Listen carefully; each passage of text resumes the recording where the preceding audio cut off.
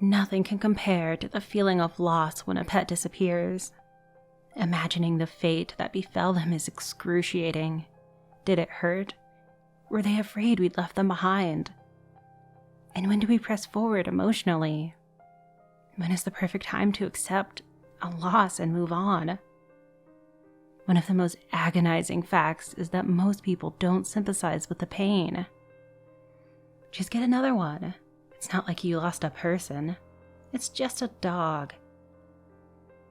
I know they're trying to be kind, but most humans absolutely suck at that kind of sympathy, which actively makes us feel more alone than we otherwise would.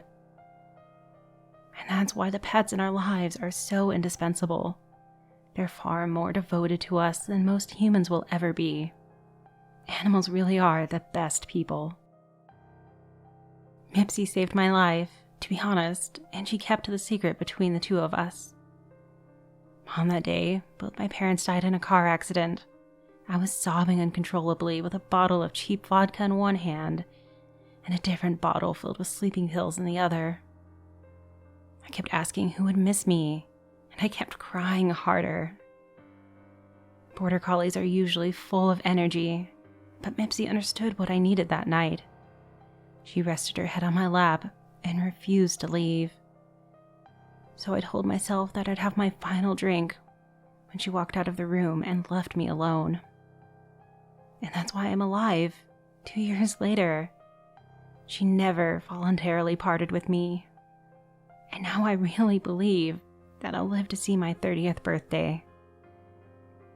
So I knew something was wrong when I came home from work and couldn't find her. I spent 2 days traipsing through the fields outside my home. There's a lot of open space around Davenport, Iowa. And I found her.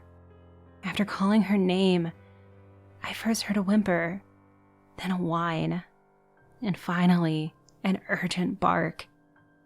I followed the sound to a small embankment where she was trapped in a tiny metal cage. Horrified, I scrambled to open it up. She was going ballistic, eager to jump on me and lick every part of my face at least 5 times. My own hands were shaking so badly that I was nearly unable to open the hinge. "You best keep your hands off my property," came a voice from behind me. I slowly turned around to see a man standing 15 feet away, shotgun cradled on his forearm. White stubble covered his face, and his steely blue eyes fixated unwaveringly on me. This is my dog," I responded in a voice that shook far worse than I had intended. "No, it's not. That's my dog now. I like to hunt." My hands were shaking uncontrollably, so I grabbed the cage for support. "She's not a hunting dog. Just let us go." He smiled. It was not a kind smile. "I didn't say she was a hunting dog. I did say you'd best be leaving now. I ain't gonna ask again." I stood defiantly. "I'm not leaving without my dog. If you're going to shoot me, then do it." He spit on the ground. "I ain't gonna shoot you, man." He pointed the shotgun at the cage. "But I am gonna shoot your dog if you don't step aside." I wanted to beg, scream, and cry. I wanted to throw myself onto the cage to protect her. But the logical part of my brain guided me in that moment. "Okay, I'm going to step back." Mitzi whined. "It's okay, girl. I'm right here. We're going to be fine." "Farther back, son," the man responded sternly. "Well away from that cage." I followed obediently, moving 30 feet away. Mitzi barked in frustration. "She's a live one," the man said with a smile as he walked toward the cage where I stood, then turned to open the door. "Mitzi isn't a hunting dog," I repeated, agonized. "Just let her go. She's not what you need." He laughed. The sound was about as pleasant as aggressive walrus fucking. This dog's exactly what I need, friend. He opened the door. She is the hunt. Mitzi bolted toward me. So you'd better make her run. He screamed as he raised the shotgun in her direction. Realization dawned as Mitzi jumped up to hug me. No, you can't hunt a dog. What the hell is wrong with you? He snorted. Dozens of successful kills prove that I can hunt a dog, friend. And there's no challenge like an excited border collie. He laughed again. So if you want to give that canine of yours a good sporting chance, I'd suggest you make it run. Time slowed. Mitzi was throwing herself against me, desperate for my attention after 2 days away. There was no way she'd leave my side. What should I have done? I owed her my life, not my happiness. She ran away after the 5th rock I threw at her. I loved her too much to spare my own feelings. Maybe she'd come back one day. At least that's what I told myself. The man swung his shotgun around and pointed it at me. I can see you love your dog, friend, so I'll compensate you accordingly, he responded softly. But purebred border collies are hard to come by, and I won't be letting this one go. I was screaming at him internally, but my mouth could find no words. The best thing you can do right now is walk away, he repeated with a clear attempt at kindness. I won't go after her till I know you've disappeared, so I'm gonna stand right here until you turn around and head back where you came from. He smiled. Then I'm gonna hunt your dog. It's only worthwhile when it provides a damn good challenge. We often would say, I could never, when faced with painful choices. But life has a way of forcing us to confront those crossroads and deal with the devil we find there. There was nothing I could do but turn around and walk away. The open field featured clear visibility for miles in every direction. By the time I circled around and hoped to rescue Mitzi, both the hunter and the hunted were nowhere to be found. I searched all night, only heading home when I figured my odds were best if I went to the place that Mitzi expected to find me. She was there all right. I knew what the black and white mass on my doorstep was from 100 feet away. I buried her next to the tree in my backyard where it scattered my parents' ashes. He'd left a note with an envelope next to Mitzi's body. $1,913 in cash was stuffed inside. The message simply read, "Just get another one." Animals are far more devoted to us than most people realize. There was a two-way street, of course. Many people fail to understand just how devoted we are to our pets. I don't think that man with a gun expected me to camp out in the open spaces around Davenport, hoping that he would appear in a new location. He definitely didn't expect me to spend 6 months doing it. But the hunt's only worthwhile when it provides a good challenge. The man opened his eyes slowly. I wondered if he would have a few elegant words of wisdom to share. "What the fuck is this? Fuck!" I smiled. "Take a minute to get your bearings, friend. That tranquilizer gun I bought really is a doozy." He slowly focused on me. Fortunately, I had enough cash to buy the very best. Awareness dawned on him, and he panicked. "Where the fuck are my clothes?" He shot at me. "Where's my gun?" My smile grew wider. "Oh, you won't be needing any of those, friend." I lifted my recent purchase and displayed it proudly. I had enough money left over to pick up this Juanita Eagle Phoenix lever-action bow. I sighed contently. I can't imagine hunting with anything else. We made steady eye contact, but I still noticed him pissing himself. It was kind of hard to hide the fact without any pants. "You really gonna shoot me with an arrow, kid?" he whispered. "It could take a man all day to die from that. You don't want to do that to me." He was clearly terrified, but confident that he could win me over. I nodded slowly. "Well, friend, I hate to be the one to tell you that you're wrong on both accounts.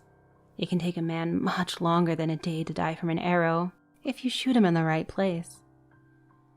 I pulled one from my quiver. "And secondly, I really, really want to do this to you." I breathed, adrenaline pumping through my body. "You're just a person. It's not like the world is going to lose a dog."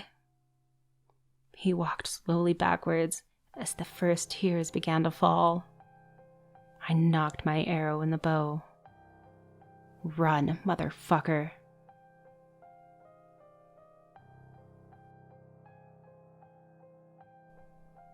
The date was 1977. I was a highly religious piece of trash living in the giant, polished landfill known as the great state of California. I was fresh out of college, but I could not for the life of me get a job. It just seemed physically impossible. I actually spent a bit of time homeless.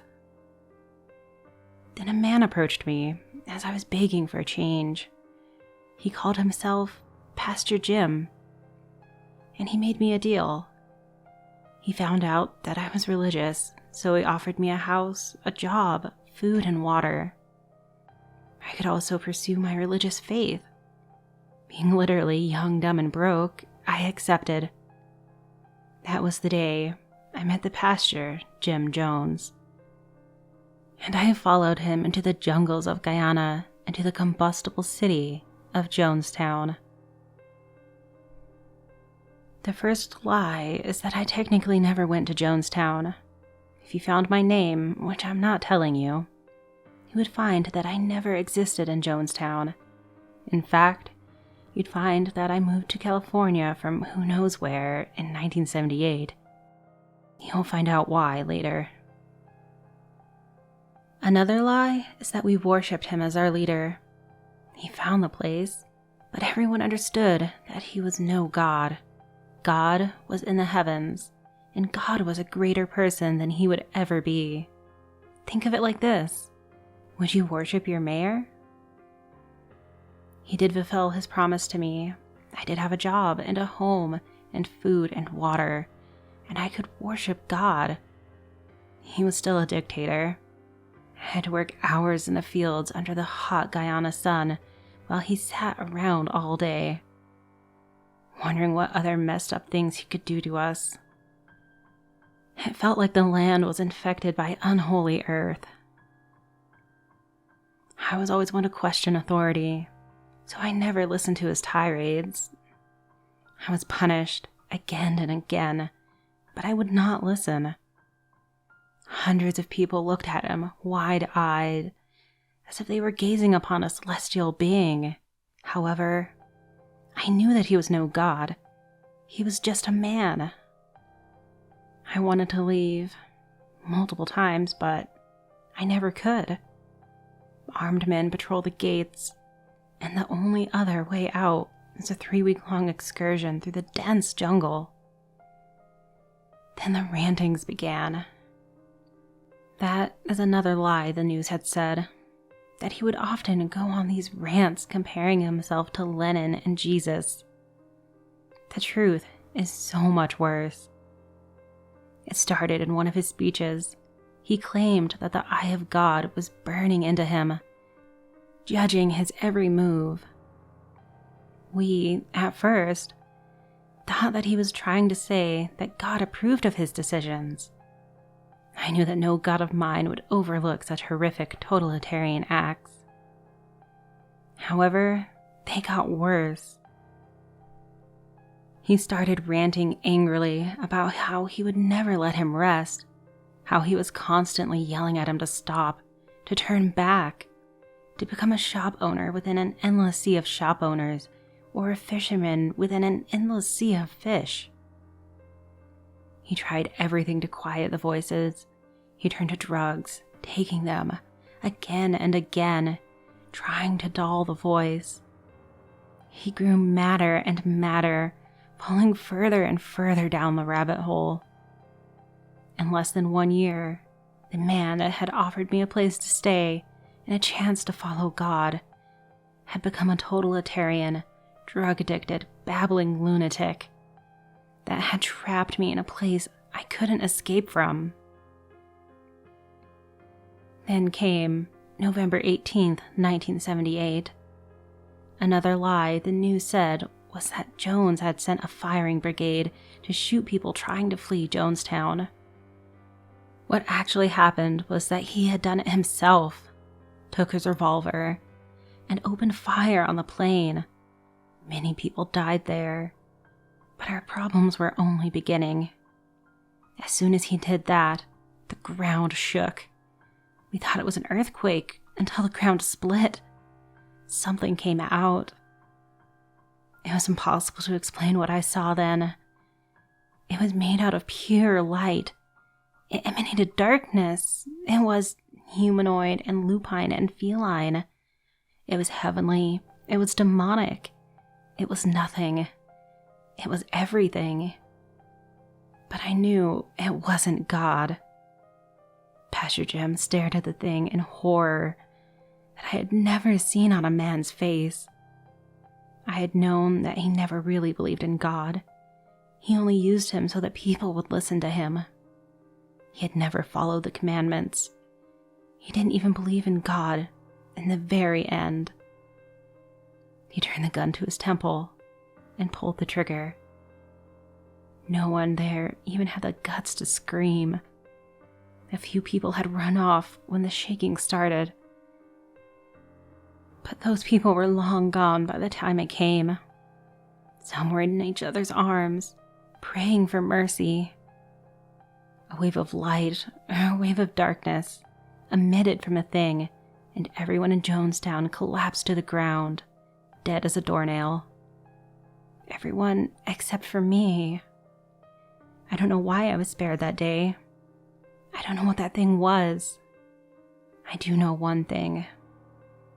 The press had to erase me from Jonestown. I had seen the thing. It was even worse that I was a devout Christian, and I liked to question authority.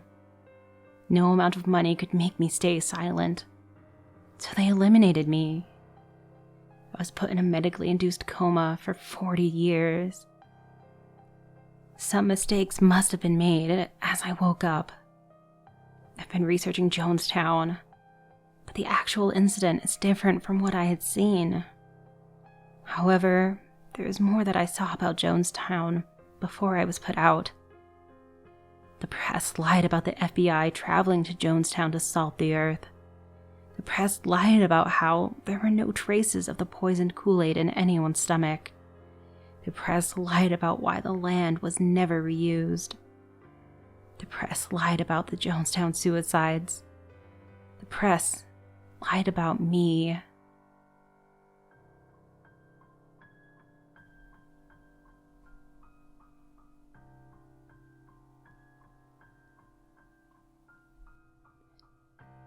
It was around 10 at night, and I had just got off work. I wasn't really tired since I had slept all day and only had a 5-hour shift.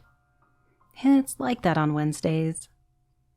It had been a while since the last time I went hunting, and I've been itching to do so, but I just never have the time. I loaded up with my rifle in the truck, not really expecting to get anything. I just love the smell and feel of the forest. It was dark out, so I brought some night vision binoculars. I made my way out to the woods, which was just across town, and hiked the rest of the way out to my usual hunting spot, where I had also built a platform in a tree to lay in while I hunt. To give you a picture of what I was looking at, there was a big open area in the middle of the forest, with nothing but stumps and logs, because some trees had been cut down there. It was about the size of an acre, and was surrounded by trees, and I was in one of them. After about 20 minutes of sitting still and watching, I decided to eat the sandwich I had packed. even though I planned to be there till midnight. I had barely began to bite into the bread when I heard a loud moan out in the distance that echoed through the trees. I put down my sandwich and pulled out my binoculars. I scoped the area, left and right, over and over again. Nothing. I decided to set one of my detachable opticals on the scope of my rifle, which had already been mounted, and waited. I was hoping it was maybe a boar or even a buck. I sat there with my finger hovering beside the trigger, scanning the area. I finally saw the movement behind one of the logs. I focused my aim on the spot where I saw the movement. Then all of a sudden, a deer ran full sprint out into the opening. Without even thinking, I fired 2 quick shots. Each one missed, as I saw the dirt fly off the ground from the bullets. But before I took the 3rd shot, I hesitated. The buck was tripping while running like hell. It was running away from something. It still had a while to go before it crossed the area, so I did a quick scan, but I didn't see anything. When I turned my gun back towards the deer, it had stumbled and fell all the way down. It was probably bitten or something because it was limping hard. That's why it kept tripping. However, as I put my finger on the trigger, I saw something leap out from behind the log and attack the deer. When I had a good look at it, my heart nearly sunk into my chest. It was like nothing I had seen before. The thing was humanoid, but with long limbs, and where the elbows and knees would be, they were backwards. Its mouth was wide open, and it had long black hair on its head.